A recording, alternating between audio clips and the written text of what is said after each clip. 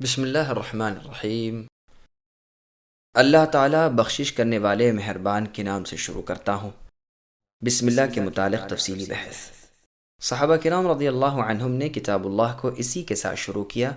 علماء کا اتفاق ہے کہ بسم اللہ الرحمن الرحیم سورہ نمل کی ایک آیت ہے، البتہ اس میں اختلاف ہے کہ وہ ہر سورت کے شروع میں ایک مستقل آیت ہے یا ہر سورت کی ایک مستقل آیت ہے جو اس کے شروع میں لکھی گئی ہے، یا ہر سورت کی بعض آیت ہے، یا اس طرح سورہ فاتحہ کی ایک آیت ہے اور دوسری صورتوں کی نہیں، یا صرف ایک صورت کو دوسری صورت سے علیحدہ کرنے کے لیے لکھی گئی ہے اور آیت نہیں ہے۔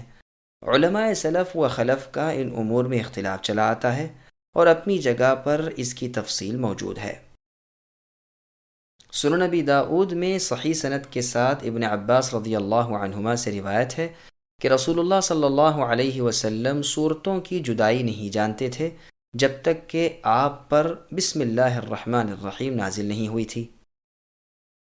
علی بن عباس رضی اللہ عنہما وغیرہ سے بھی مروی ہے، عبداللہ بن عباس، عبداللہ بن عمر، عبداللہ بن الزبیر، ابو ہریرہ، علی رضی اللہ عنہم اور عطاء، طاؤوس، سعید بن جبیر، مکحول، زہری رحمۃ اللہ علیہم کا بھی یہی مذہب ہے کہ بسم اللہ ہر سورت کی ایک مستقل آیت ہے سوائے سورہ براءہ یعنی سورہ توبہ کے۔ ان صحابہ اور تابعین رضوان اللہ علیہم و رحمۃ اللہ علیہم کے علاوہ عبداللہ بن مبارک، امام شافعی، امام احمد کے ایک قول میں، اور اسحاق بن راہویہ اور ابو عبید قاسم بن سلام رحمۃ اللہ علیہم کا بھی یہی مذہب ہے۔ البتہ امام مالک اور ان کے ساتھی کہتے ہیں کہ بسم اللہ نہ تو سورہ فاتحہ کی آیت ہے نہ کسی اور سورت کی۔ امام شافعی رحمۃ اللہ علیہ کا ایک قول تو یہ مروی ہے کہ یہ سورہ فاتحہ کی تو ایک آیت ہے لیکن اور صورتوں کی نہیں۔ ان کا ایک قول یہ بھی ہے کہ یہ ہر سورت کے شروع کی آیت ہے، لیکن یہ دونوں قول غریب ہیں۔ داؤد ظاہری کہتے ہیں کہ یہ ہر سورت کے شروع میں ایک مستقل آیت ہے، سورت میں داخل نہیں۔ امام احمد بن حنبل رحمۃ اللہ علیہ سے بھی یہی مروی ہے اور ابو بکر رازی نے ابو الحسن کرخی کا بھی یہی مذہب بیان کیا ہے۔ یہ تو تھی بحث بسم اللہ کے سورہ فاتحہ کی آیت ہونے نہ ہونے کی۔ صحیح مذہب یہی معلوم ہوتا ہے کہ جہاں قرآن کریم میں یہ آیت مبارکہ ہے وہاں مستقل آیت ہے، واللہ اعلم۔ امام جہری نمازوں میں بسم اللہ بلند آواز سے پڑھے یا آہستہ؟ اختلاف ہے کہ آیا اسے بلند آواز پڑھنا چاہیے یا پست آواز سے۔ جو لوگ اسے سورہ فاتحہ کی ایک آیت نہیں کہتے وہ تو اسے بلند آواز سے پڑھنے کے بھی قائل نہیں۔ اسی طرح جو لوگ اسے سورہ فاتحہ سے الگ ایک آیت مانتے ہیں وہ اس کے پست آواز سے پڑھنے کے قائل ہیں۔ رہے وہ لوگ جو کہتے ہیں کہ یہ ہر سورت کے اول سے ہے، ان میں اختلاف ہے۔ امام شافعی رحمۃ اللہ علیہ کا مذہب ہے کہ سورہ فاتحہ اور ہر سورت سے پہلے اسے اونچی آواز سے پڑھنا چاہیے۔ صحابہ رضی اللہ عنہم، تابعین اور مسلمانوں کے اگلے اور پچھلے اماموں کا یہی مذہب ہے۔ صحابہ میں سے اسے اونچی آواز سے پڑھنے والے ابو ہریرہ، ابن عمر، ابن عباس اور معاویہ رضی اللہ عنہم ہیں۔ ابو بکر، عمر، عثمان اور علی رضی اللہ عنہم سے بھی غریب سند سے امام خطیب بغدادی رحمۃ اللہ علیہ نے نقل کیا ہے۔ بیہقی اور ابن عبد البر نے عمر اور علی رضی اللہ عنہ سے بھی روایت کیا ہے۔ تابعین میں سے سعید بن جبیر، اکرمہ، ابو قلابہ، زہری، علی بن حسن، ان کے لڑکے محمد، سعید بن المسیب، عطاء، طاؤوس، مجاہد ابن سیرین، محمد بن المنکدر، علی بن عبداللہ بن عباس، ان کے صاحبزادے محمد، نافع رحمۃ اللہ علیہ، ابن عمر کے مولا زید بن اسلم، عمر بن عبد العزیز، ازرق بن قیس، حبیب بن ابی ثابت، ابو شعثاء، مکحول، عبداللہ بن معقل ابن مقرن، اور بروایت بیہقی عبداللہ بن صفوان، محمد بن حنفیہ، اور بروایت ابن عبد البر، عمرو بن دینار رحمۃ اللہ علیہم، یہ ان سب نمازوں میں جن میں قرات اونچی آواز سے پڑھی جاتی ہے بسم اللہ الرحمن الرحیم بھی بلند آواز سے پڑھتے تھے۔ ایک دلیل تو اس کی یہ ہے کہ جب یہ آیت سورہ فاتحہ میں سے ہے تو پھر پوری سورت کی طرح یہ بھی اونچی آواز سے ہی پڑھنی چاہیے۔ علاوہ ازیں سنن نسائی، صحیح ابن خزیمہ، صحیح ابن حبان، مستدرک حاکم میں مروی ہے کہ ابو ہریرہ رضی اللہ عنہ نے نماز پڑھائی اور قرات میں اونچی آواز سے بسم اللہ الرحمن الرحیم پڑھی اور فارغ ہونے کے بعد فرمایا، میں تم سب سے زیادہ مشابہ ہوں رسول صلی اللہ علیہ وسلم کی نماز میں، اس حدیث کو دارالقطنی، خطیب اور بیہقی وغیرہ نے صحیح کہا ہے۔ ابو داؤد ترمذی میں ابن عباس رضی اللہ عنہما سے روایت ہے کہ رسول اللہ صلی اللہ علیہ وسلم نماز کو بسم اللہ الرحمن الرحیم سے شروع کیا کرتے تھے۔ امام ترمذی رحمۃ اللہ علیہ فرماتے ہیں یہ حدیث ایسی زیادہ صحیح نہیں۔ رسول اللہ صلی اللہ علیہ وسلم کی قرأت کا انداز۔ صحیح بخاری میں ہے کہ انس رضی اللہ عنہ سے سوال ہوا کہ رسول اللہ صلی اللہ علیہ وسلم کی قرأت کس طرح تھی؟ فرمایا کہ ہر کھڑے لفظ کو آپ دراز کر کے پڑھتے تھے، پھر بسم اللہ الرحمن الرحیم پڑھ کر سنائی۔ بسم اللہ پر مد کیا اور الرحمن پر مد کیا اور الرحیم پر مد کیا، یعنی بسم اللہ الرحمن الرحیم۔ امام شافعی رحمۃ اللہ علیہ، امام حاکم رحمہ اللہ نے انس رضی اللہ عنہ سے روایت کیا ہے کہ معاویہ رضی اللہ عنہ نے مدینے میں نماز پڑھائی اور بسم اللہ نہ پڑھی تو مہاجرین صحابہ اس وقت موجود تھے، انہوں نے ٹوکا۔ چنانچہ پھر جب نماز پڑھانے کو کھڑے ہوئے تو بسم اللہ پڑھی۔ غالباً اس قدر احادیث و آثار اس مذہب کی حجت کے لیے کافی ہیں۔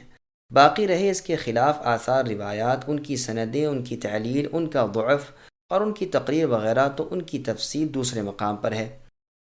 دوسرا مذہب یہ ہے کہ نماز میں بسم اللہ بلند آواز سے نہ پڑھنا چاہیے۔ خلفائے اربعہ یعنی ابو بکر، عمر، عثمان، علی رضی اللہ عنہم، عبداللہ بن مغفل رضی اللہ عنہ اور تابعین اور بعد والوں کی جماعتوں سے یہ ثابت ہے۔ سفیان ثوری اور امام احمد رحمۃ اللہ علیہما کا یہی مذہب ہے۔ امام مالک رحمۃ اللہ علیہ کا مذہب ہے کہ سرے سے بسم اللہ پڑھے ہی نہیں، نہ تو آہستہ نہ بلند۔ ان کی دلیل ایک تو صحیح مسلم والی عائشہ صدیقہ رضی اللہ عنہ کی روایت ہے کہ رسول اللہ صلی اللہ علیہ وسلم نماز کو تکبیر سے اور قرأت کو الحمدللہ رب العالمین سے شروع کیا کرتے تھے۔ بخاری اور مسلم میں ہے، انس بن مالک رضی اللہ عنہ فرماتے ہیں میں نے نبی صلی اللہ علیہ وسلم اور ابو بکر اور عمر اور عثمان رضی اللہ عنہم کے پیچھے نماز پڑھی، یہ سب الحمدللہ رب العالمین سے شروع کرتے تھے۔ مسلم میں ہے کہ بسم اللہ کا ذکر نہیں کرتے تھے، نہ تو قرأت کے شروع میں اور نہ قرأت کے آخر میں۔ یہ ہے دلیل ان ائمہ کی بسم اللہ آہستہ پڑھنے کی۔ یہ خیال رہے کہ یہ کوئی بڑا اختلاف نہیں، ہر ایک فریق دوسرے کی نماز کی صحت کا قائل ہے، فالحمدللہ۔ بسم اللہ کا مطلق نہ پڑھنا تو ٹھیک نہیں۔ بلند و پست پڑھنے کی احادیث میں اس طرح تطبیق ہو سکتی ہے کہ دونوں جائز ہیں، گو پست پڑھنے کی احادیث قدر قوی ہیں، واللہ اعلم۔ بسم اللہ کے فضائل۔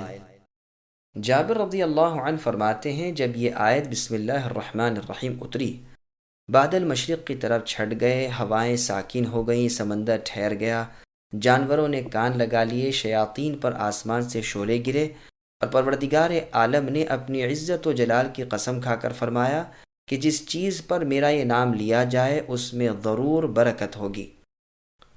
ابن مسعود رضی اللہ عنہ فرماتے ہیں کہ جہنم کے 19 داروغوں سے جو بچنا چاہے وہ بسم اللہ الرحمن الرحیم پڑھے۔ اس کے بھی 19 حروف ہیں، ہر حرف ہر فرشتے سے بچاؤ کا ذریعہ بن جائے گا انشاءاللہ۔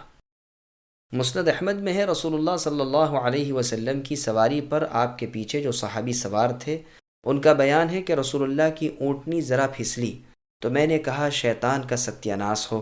رسول اللہ نے فرمایا یہ نہ کہو، اس سے شیطان پھولتا ہے اور خیال کرتا ہے کہ گویا اس نے اپنی قوت سے گرایا۔ ہاں، بسم اللہ کہنے سے وہ مکھی کی طرح ذلیل و پست ہو جاتا ہے۔ نسائی نے اپنی کتاب الیوم واللیلہ میں اور ابن مردویہ نے اپنی تفسیر میں بھی اسے بیان کیا ہے، اور صحابی کا نام ابن اسامہ ابن عمیر بتایا ہے، اور اس میں ہے کہ بسم اللہ کہہ، یہ بسم اللہ کی برکت ہے۔ ہر کام کی ابتدا میں بسم اللہ پڑھنا، اسی لیے ہر کام اور ہر بات کے شروع میں بسم اللہ کہہ لینا مستحب ہے۔ خطبے کے شروع میں بھی بسم اللہ کہنی چاہیے۔ مسند احمد اور سنن میں ابو ہریرہ، سعید ابن زید اور ابو سعید رضی اللہ عنہ سے مروی ہے کہ رسول اللہ نے فرمایا جو شخص وضو میں اللہ کا نام نہ لے اس کا وضو نہیں ہوتا۔ بعض علماء تو وضو کے وقت بسم اللہ پڑھنا واجب بتلاتے ہیں، بعض مطلق وجوب کے قائل ہیں۔ جانور ذبح کرتے وقت بھی اس کا پڑھنا مستحب ہے۔ امام شافعی رحمۃ اللہ علیہ اور ایک جماعت کا یہی خیال ہے۔ بعضوں نے ذکر کے وقت اور بعضوں نے مطلقاً اسے واجب کہا ہے۔ اس کا بیان عن قریب آئے گا انشاءاللہ۔ کھانا وغیرہ کھاتے وقت بسم اللہ پڑھنی مستحب ہے۔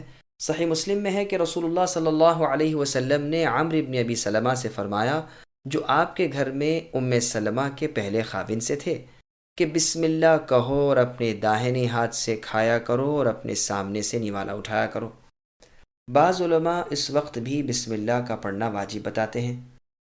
بیوی سے ملنے یعنی جماع کے وقت بھی بسم اللہ پڑھنی چاہیے۔ بخاری اور مسلم میں ابن عباس رضی اللہ عنہما سے مروی ہے کہ رسول اللہ صلی اللہ علیہ وسلم نے فرمایا، جب تم میں سے کوئی اپنی بیوی سے ملنے کا یعنی اس سے جماع کرنے کا ارادہ کرے تو یہ پڑھے، بسم اللہ اللہم جنبنا الشیطان وجنب الشیطان ما رزقتنا، یعنی اے اللہ ہمیں اور جو ہمیں آپ دیں اسے شیطان سے بچائیے۔ فرماتے ہیں اگر اس جماع سے حمل ٹھہر گیا تو اس بچے کو شیطان کبھی نقصان نہ پہنچا سکے گا۔ یہاں سے یہ بھی معلوم ہوا کہ بسم اللہ کی با کا تعلق کس سے ہے۔ نحویوں کے اس میں دو قول ہیں اور دونوں قریب قریب ہیں، بعض اسم بتاتے ہیں اور بعض فعل۔ ہر ایک کی دلیل قرآن میں ملتی ہے۔ جو لوگ اسم کے ساتھ متعلق بتلاتے ہیں وہ تو کہتے ہیں بسم اللہ ابتدائی، یعنی اللہ کے نام سے میری ابتدا ہے۔ قرآن میں ہے ارکبوا فیہا بسم اللہ مجریہا و مرساہا، اس میں اسم یعنی مصدر ظاہر کر دیا گیا ہے، اور جو لوگ فعل کے ساتھ مقدر بتلاتے ہیں چاہے وہ امر ہو یا خبر ہو، جیسے ابدأ بسم اللہ اور ابتدأت بسم اللہ، ان کی دلیل آیت اقرأ بسم ربک الذی خلق ہے۔ دراصل دونوں ہی صحیح ہیں، اس لیے کہ فعل کے لیے بھی مصدر کا ہونا ضروری ہے، تو اختیار ہے کہ فعل کو مقدر مانا جائے اور اس کے مصدر کو مطابق اس فعل کے جس کا نام پہلے لیا گیا ہے۔ کھڑا ہونا ہو، بیٹھنا ہو، کھانا ہو، پینا ہو، قرآن کا پڑھنا ہو یا وضو اور نماز وغیرہ ہو، ان سب کے شروع میں برکت حاصل کرنے کے لیے، امداد چاہنے کے لیے اور قبولیت کے لیے اللہ تعالیٰ کا نام لینا مشروع ہے۔ واللہ اعلم۔